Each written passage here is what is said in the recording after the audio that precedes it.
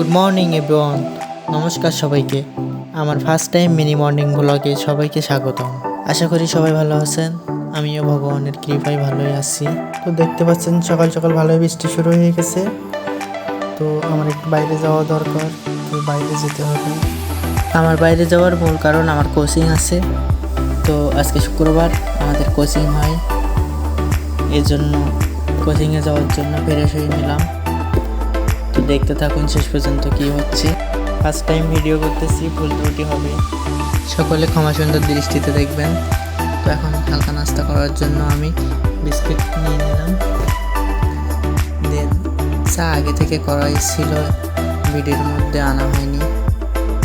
তো এখন চা বিস্কুট তাড়াতাড়ি খেয়ে বাইরে যাওয়ার জন্য রওনা দিই। এখন আমার রেডি হওয়ার পালা। তো আমি রেডি এখন বাইরে যাওয়ার জন্য।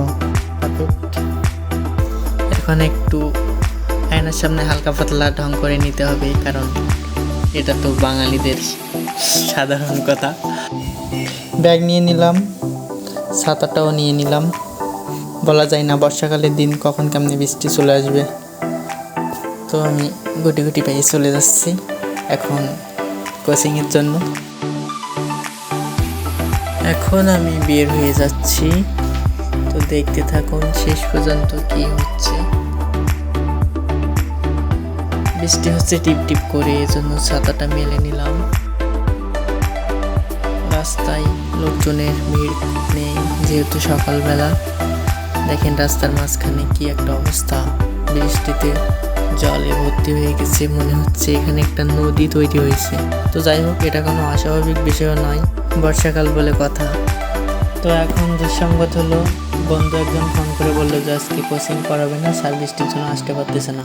তো ভাবলাম এসে যখন পড়েছি তো একটু বাজার থেকে ঘুরে যাই, কিছু কেনাকাটা করি।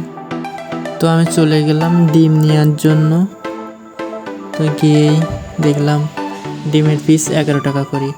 তো বড় বড় দেখে কয়টা ডিম নিলাম,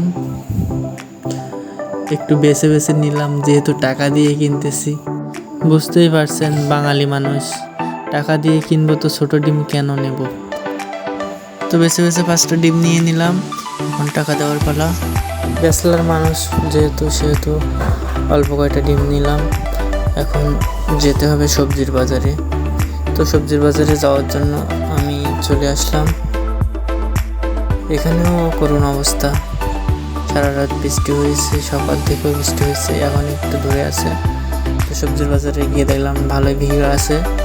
তো এখানে ভিড় থাকার কারণে কোনো প্লেস পেলাম না, তো ঘোরাঘুরি করতেছিলাম। তো সাইডে দেখলাম যে কাকুর এখানে একটু ফাঁকা আছে, তো কাকুকে বললাম কুমড়ো দিয়ে দাও 500।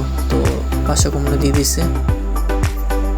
এখন টাকা দিয়ে এবার বাসার জন্য রওনা দিলাম। তো বাসার দিকে রওনা দিলাম। এখন যেতে যেতে একটু সেলফি নিয়ে নিলাম। এটা আমাদের যমুনার খাল, এখন বর্তমানে ভরাটের কাজ চলছে আর কি। দেখেন আসলাম, এসেই টুটাপাত দিয়ে এসেই বিপদে পড়ে গেছি। খড় দিচ্ছে, নতুন রাস্তা তৈরি হচ্ছে, খড় উপর দিয়ে হাঁটা অসম্ভব। তবুও কষ্ট করে যেহেতু বাসায় যেতে হবে, ভুল রাস্তা দিয়ে চলে আসছি। তো যাই হোক, যেমনি করে হোক যেতেই হবে, তো চলে আসলাম। এখন আবার সেই বিখ্যাত নদী পার হওয়ার পালা। তো পার হয়ে এবার বাসার কাছাকাছি চলে আসছে। তো বাসায় চলে আসলাম, দেখেন জাহান মঞ্জিল। এখন আমি বাসায় এসে গেছি। তো চলে আসলাম, বোনকে দরজা নক করলাম, হয়তো ঘুমাইছিল, বৃষ্টি হচ্ছিল, ঠান্ডা লাগছিল, এই জন্য হয়তো ঘুমাই গেছিল। তো এখানে আজকের মতো মিনি ব্লগটা শেষ করছি। সে পর্যন্ত সবাই সুস্থ থাকুন, ভালো থাকুন। দেখা হবে আবার কোনো নেক্সট ব্লগে।